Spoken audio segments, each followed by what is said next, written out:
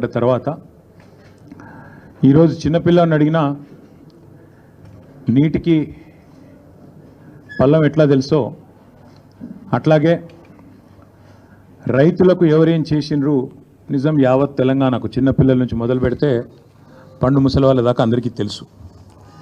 తెలంగాణలో రైతు రాజ్యం ఎవరు తీసుకొచ్చారో, తెలంగాణను ధాన్యం ఉత్పత్తిలో భారతదేశంలోనే పంజాబ్ను హర్యానాను తలదన్ని నెంబర్ 1 ఎవరు చేసినరో తెలంగాణ ప్రజలకు తెలుసు. వ్యవసాయాన్ని పండుగగా చేసి మరి 10 ఏళ్ల పాటు అద్భుతంగా వ్యవసాయాన్ని ఫార్మర్ ఫస్ట్ అనే నినాదంతో చివరికి జాతీయ పార్టీగా అవతరించిన అబ్ కీ బార్ కిసాన్ సర్కార్ అనే నినాదంతో రైతు కేంద్ర బిందువుగా ప్రభుత్వాన్ని ఎవరు నడిపినో అందరికీ తెలుసు. తెలంగాణలో ఏ పంటను అడిగినా, ఏ పైరుని అడిగినా, ఏ రైతుని అడిగినా, ఆ రైతు పక్కనే ఉండే ఎద్దుని అడిగినా స్పష్టంగా చెప్తుంది వ్యవసాయాన్ని పండుగగా చేసింది ఎవరు అంటే. కాకపోతే జగమెరిగిన సత్యాన్ని అర్థం చేసుకోలేని వాడిని చవట అంటారు, నిజం తెలిసినా కూడా ఒప్పుకోనని రేవంత్ రెడ్డి అంటారు. అట్లా అయిపోయింది వాళ్ళ పరిస్థితి. అన్నీ తెలుసు, తెలియదని కాదు, తెలివి తక్కువ అని కాదు, లేదా అర్థం కాదని కాదు, తెలిసి తెలియనట్టు కనబడేదాన్ని చూస్తూ చూడనట్టు నటించేవాడిని రేవంత్ రెడ్డి అనక తప్పదు. నిజానికి చెప్పాలంటే ఇందులో చర్చించుకోవడానికి కానీ ఛాలెంజ్లు విసురుకోవడానికి కానీ పెద్దగా ఏం లేదు. కానీ ముఖ్యమంత్రి గారు ముచ్చట పడుతున్నారు, నిన్న రంకెలు వేసినారు. రొటీన్గా ఆయన పాపం సభ పెట్టినాడు అంటే 4 బూతులు, 5 ఛాలెంజ్లు, 6 తొడలుగొట్టే డైలాగులు, 2 గుడ్డలు ఊడదీస్తా అని 2 మళ్ళీ భాషణాలు, వాగ్భూషణాలు. ఈ టైప్లో షరామామూలుగా గత 18 నెలలుగా టైంపాస్ కార్యక్రమం ఏదైతే నడుస్తుందో ముఖ్యమంత్రి ముచ్చటపడుతుండు. కాబట్టి ఇప్పుడైనా ఎప్పుడైనా ఎక్కడైనా మేము రెడీ చర్చకు. నేను ముఖ్యమంత్రి గారు పేరు తీసుకొని మరీ పిలిచిండు. కేసీఆర్ వస్తాడా, కేటీఆర్ వస్తాడా, రాండ్రి అన్నాడు. నీకు కేసీఆర్ అంత లేదు కానీ మేము చాలు నీకు, వస్తాం, మీరు ఎక్కడ పెడతారో పెట్టండి, వస్తాం. కాకపోతే మేమంటే ఎప్పటికప్పుడు రెడీగా ఉంటాం, ఎందుకంటే ఇలా 10 ఏళ్ళు మునిగి తేలిన వాళ్ళం కాబట్టి మేము ఎప్పుడు రెడీ. కాకపోతే మీకు కొద్దిగా ప్రిపరేషన్ టైం కావాలి, మాకు తెలుసు. ఎందుకంటే మీ మంత్రులు గతంలో కూడా మేము శాసనసభలో మీరు ప్రతిపక్షంలో ఉన్నప్పుడు కూడా చర్చ పెడతామంటే మేము ప్రిపేర్ అయ్యి రాలేదండి అంటారు. ముఖ్యమంత్రి గారు అయితే ఆయనకు తెలుసు, మీకు పాపం బూతులు తిట్టడమే ఈజీ, చాలా ఈజీ కదా. బూతులు మాట్లాడడము, డైలాగులు కొట్టడం, గుడ్డలు ఉడదీస్తా అనడము, గుడ్డలు ఉడదీస్తేనే ఇందిరమ్మ గొప్పతనం తెలుస్తుంది అనడము, ఇవన్నీ చాలా ఈజీ. కానీ ముఖ్యమంత్రి గారికి నేను ఎందుకు 72 గంటలు టైం అంటున్నా అంటే, మళ్ళీ మీరు అక్కడికి చర్చకు వచ్చి బేసిన్లు బెండకాయలు అని చెప్పి ఆయనతో ఉన్న పరువు తీసుకుంటే తెలంగాణ ముఖ్యమంత్రి పరువు పోతుంది. ఇప్పటికే మీరు ఎంత సిగ్గుమాలిన వ్యక్తో ఇప్పటికే అందరికి అర్థమైపోయింది. ఎవడన్నా అడుగుతాడండి ముఖ్యమంత్రి, దేవాదుల గోదావరి బేసిన్లు ఉన్నదా అని అడిగే పరిస్థితి ముఖ్యమంత్రిది. బేసిన్ తెలియదు, బెండకాయ తెలియదు. దాంతోపాటు ఇంకా దరిద్రం ఏంటంటే నల్లమల పులి అని చెప్పుకుంటాడు. నల్లమల తెలంగాణలోనే ఉంది కదా అని అడుగుతాడు మీటింగ్లో. అంటే ఇంత నికృష్టమైన వ్యక్తి కాబట్టే కొద్దిగా ప్రిపేర్ అయ్యేందుకు టైం వారికి 72 గంటల సమయం ఇస్తా ఉన్నాం. లేదు ముఖ్యమంత్రి గారు కనుక ముచ్చటపడి లేలే మా సొంత ఊరికే రండి కొండారెడ్డిపల్లి కంటే అక్కడికైనా వస్తాం, లేదు మా సొంత నియోజకవర్గం కొడంగల్లో పెడతా నేను అంటే నీ ఇష్టం, అక్కడైనా పెట్టు. లేదు మా నాయకుడు కేసీఆర్ గారి సొంత ఊరు చింతమడకకు వస్తావా, అక్కడ రెడీగా ఉంటాం. లేదు మా నాయకుడు కేసీఆర్ గారి నియోజకవర్గం గజ్వేలు, అక్కడికి వస్తావా, నీ ఇష్టం. ఊరు నీ ఇష్టం, ప్లేస్ నీ ఇష్టం, సమయం డేటు అన్నీ నీ ఇష్టం. నేను రెడీ, మా పార్టీ తరపున నీ సవాల్ను స్వీకరిస్తూ ఉన్నాం. ఇందులో ముఖ్యమంత్రి గారి తరపున మరి ముఖ్యమంత్రి గారు ఇచ్చిన సవాల్ను పార్టీ తరపున నేను స్వీకరిస్తూ ఉన్నా. వాస్తవాలు చెప్పాలి అంటే దశాబ్దాలుగా దగాబడ్డ తెలంగాణను కేసీఆర్ గారి నాయకత్వంలో ముఖ్యంగా వ్యవసాయము, సాగునీటి రంగంలో ఎట్లాంటి విప్లవం సృష్టించినామో ప్రజలందరికీ ఇప్పటికే వారి అవగాహనలో ఉంది, వారి అవగతంలో ఉంది, వారి అనుభవంలో ఉంది. అయినప్పటికీ కొన్ని విషయాలు గుర్తు చేయాల్సిన బాధ్యత మా మీద ఉన్నది.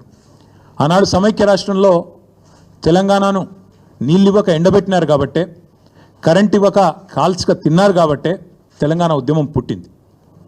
నీళ్లు, నిధులు, నియామకాలు అనే ఒక నినాదంతో ఆనాడు మేము ఉద్యమాన్ని నడిపాం. ఈరోజు ముఖ్యమంత్రి గారు కూడా అదే నినాదంతో పనిచేస్తున్నారు. నీళ్ళేమో ఆంధ్రాకు పంచుతున్నారు, ఆంధ్రాకు పంపుతున్నారు, బనకచెర్ల పేరిట ఇంకో పేరిట. నిధులేమో ఢిల్లీకి పంపుతున్నారు. ఇక నియామకాలు మీకు తెలుసు, ఆయన అనుయాయులకు ఆయన తొత్తులకు కొంతమందికి నియామకాలు మాత్రం ఇచ్చుకొని బ్రహ్మాండంగా వాళ్ళతో తెల్లారలేస్తే మమ్మల్ని తిట్టించే కార్యక్రమం మాత్రం చేస్తూ ఉన్నాడు. వాస్తవం ఏంటి అంటే స్వతంత్ర భారతదేశ చరిత్రలో 78 ఏళ్ళ భారతదేశ స్వాతంత్రానంతరం ఏ ప్రభుత్వము కూడా కేసీఆర్ గారి ప్రభుత్వం చేసినంతగా రైతులకు ఎన్నడూ సాహసోపేతమైన కార్యక్రమాలు తీసుకోలేదు అనేది అక్షర సత్యం. రైతు బంధు అనే ఒక విప్లవాత్మకమైన పథకం, ఇది ఇక్కడ అక్కడ కాదు. మొన్న నేను ఆక్స్ఫర్డ్ యూనివర్సిటీకి పోయినా, అక్కడ నేను చెప్తుంటే వాళ్ళే పరిశాన్ అవుతున్నారు.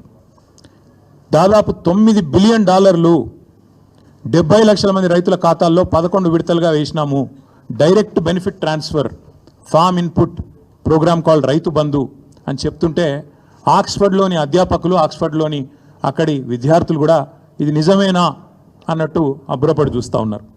తెలంగాణ నేల మీద రైతు రాజ్యం తెచ్చిందే కేసీఆర్ గారు. భారతదేశంలోనే మొట్టమొదటిసారిగా అన్ని రంగాలకు 24 గంటల ఉచిత విద్యుత్తు, 24 గంటల విద్యుత్తు, అందులో ఉచిత విద్యుత్తు రైతులకు ఇచ్చిన మొట్టమొదటి రాష్ట్రం తెలంగాణ, మొట్టమొదటి ముఖ్యమంత్రి భారతదేశ స్వాతంత్రానంతరం కేసీఆర్ గారు మాత్రమే. ఇది నువ్వు అవునన్నా కాదన్నా గింజుకున్నా గిలగిల కొట్టుకున్నా రేవంత్ రెడ్డి గారు, ఇది వాస్తవం నిలిచిపోతుంది. ఇందిరమ్మ రాజ్యం అన్నావు, ఇందిరమ్మ గొప్పతనం తెలవాలంటే గుడ్డలు కూడా తీసుకొట్టాలన్నావు. ఇందిరమ్మ గొప్పతనం ఏంది, ఇందిరమ్మ రాజ్యం గొప్పతనం ఏంది నీది అంటే కాలిపోయిన మోటార్లు, పేలిపోయిన ట్రాన్స్ఫార్మర్లు, ఎరువుల కోసం విత్తనాల కోసం లైన్లలో మళ్ళీ చెప్పులు. నువ్వే చెప్పినావు, నీ పార్టీ చెప్పింది, మాకు ఓటేయండి మార్పు తెస్తాం, ఆనాటి రోజులు తెస్తాం అన్నావు. నిజంగానే తెచ్చినావు. ఇవాళ ఎరువుల కోసం విత్తనాల కోసం ఇవాళ రాష్ట్ర వ్యాప్తంగా నీ చేతగాని ప్రభుత్వం, నీ అసమర్థ ప్రభుత్వం రైతులను కాల్చుక తింటున్న మాట వాస్తవం కాదా?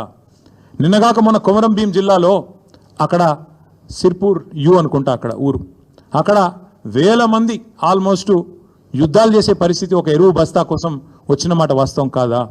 ఇలా ప్రతి మండలంలో రైతులు ఎరువుల కోసం, యూరియా కోసం ధర్నాలు చేసే పరిస్థితి వచ్చిన మాట వాస్తవం కాదా? మీరు ఎరువుల దుకాణాలకు ఆధార్ కార్డు చూపెడితే ఎకరానికి ఒక బస్తా ఇవ్వాలని చెప్పిన మాట, మీ అధికారులకు ఆదేశం ఇచ్చిన మాట వాస్తవం కాదా? ఎరువులు కూడా పంచే శాతగాని నువ్వు ఇవాళ కేసీఆర్ లాంటి నాయకుడిని పిలిచి చర్చకు రా అని మాట్లాడితే నవ్విపోదురుగాక నాకేమి సిగ్గన్నట్టు ఇంతకంటే హీనమైన పరిస్థితి ఉండదు. అట్లాగే దశాబ్దాలు దగా చేసింది నీ ప్రభుత్వం కాదా? సాగునీటి ప్రాజెక్టులు కట్టకుండా రైతులను ఎండబెట్టి రైతుల ఆత్మహత్యలకు తెలంగాణను కేర్ ఆఫ్ అడ్రస్గా మార్చింది మీరు కాదా? అదే కేసీఆర్ గారు రైతుకు పెట్టుబడి ఇచ్చిండు, ఉచితంగా విద్యుత్ ఇచ్చిండు, చెరువులు నింపే మిషన్ కాకతీయ తెచ్చిండు, చెక్ డ్యాములు కట్టిండు, ఆఖరికి వాగులలో కూడా గోదావరి నీళ్ళని తీసుకొచ్చి పోసి ఒక మాంజీరా వాగులో, హల్దీ వాగులో, కొడెల్లి వాగులో వాగులు నింపిన ఘనత కూడా కేసీఆర్ దా కాదా? ఒక్కసారి గుర్తు తెచ్చుకోమని రేవంత్ రెడ్డి గారిని అడుగుతా ఉన్నాం. కరోనా సమయంలో దేశమంతా అతలాకుతలం అవుతుంటే ఆనాడు 7,500 ధాన్యం కొనుగోలు కేంద్రాలు పెట్టి ఆఖరి గింజదాకా కొని రైతులను కంటికి రెప్పలాగా కాపాడుకున్నది కేసీఆర్ కాదా? మార్కెట్ యార్డులకు ఇవాళ ధాన్యం వస్తే ఎక్కడ బోనస్ ఇవ్వాల్సి వస్తుందో అని ఎగ్గొట్టి దాచుకుంటున్నది నీ ప్రభుత్వం కాదా అని నేను అడుగుతా ఉన్నా. అట్లాగే ప్రపంచంలో ఎక్కడన్నా ఉన్నదా రైతు బీమా? ఒక రైతు చనిపోతే 5 లక్షల బీమా ఇచ్చే సంస్కారవంతమైన ప్రభుత్వం ఈ భారతదేశంలో కాదు ప్రపంచంలో ఎక్కడన్నా ఉందా? అది తెచ్చింది కేసీఆర్ కాదా? ఇవాళ రైతు బీమా కూడా ఎగ్గొట్టి గత 3 నెలలుగా ప్రీమియం కట్టకుండా మరి ముఖం చాటేసి వేలాది మంది రైతులు ఉసురు తీస్తున్నది కాంగ్రెస్ ప్రభుత్వం కాదా? ఇట్లా 1, 2 కాదు, చెప్తే 100 విషయాలు ఉన్నాయి. మీరు ఆనాడు దశాబ్దాల మీ గొప్ప పరిపాలనలో, మీ ఇందిరమ్మ పాలనలో ఆనాడు చెరువులను మీరు తాంబాలాలుగా మారిస్తే, వాటిని ఎండబెడితే, మిషన్ కాకతీయ ద్వారా మళ్ళీ వాటిని ప్రాణం పోసి వాటి ద్వారా మొత్తం భారతదేశంలోనే ఇటు వ్యవసాయానికి ఊతమిస్తూ ఇంకోవైపు మత్స్య పరిశ్రమకు నంబర్ 1 స్టేట్ ఇన్ ఇన్లాండ్ ఫిషరీస్గా తీర్చిదిద్దింది కేసీఆర్ కాదా? 30,000 కోట్ల మత్స్య సంపద సృష్టించింది కేసీఆర్ గారు కాదా?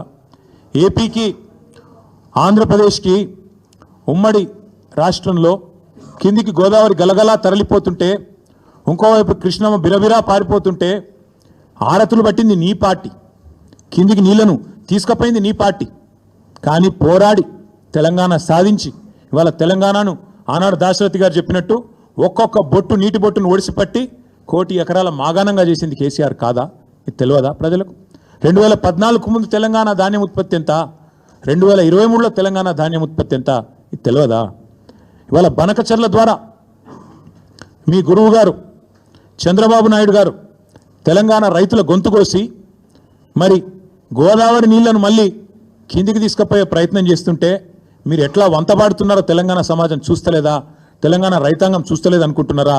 ఈ జలదోపిడిని అడ్డుకునే ప్రయత్న భాగంలో మీరు ఎట్లా ఆంధ్ర ప్రయోజనాలకు వంతబాడుతున్నారో ఇవాళ తెలంగాణ సమాజం చూస్తలేదు అనుకుంటున్నారా?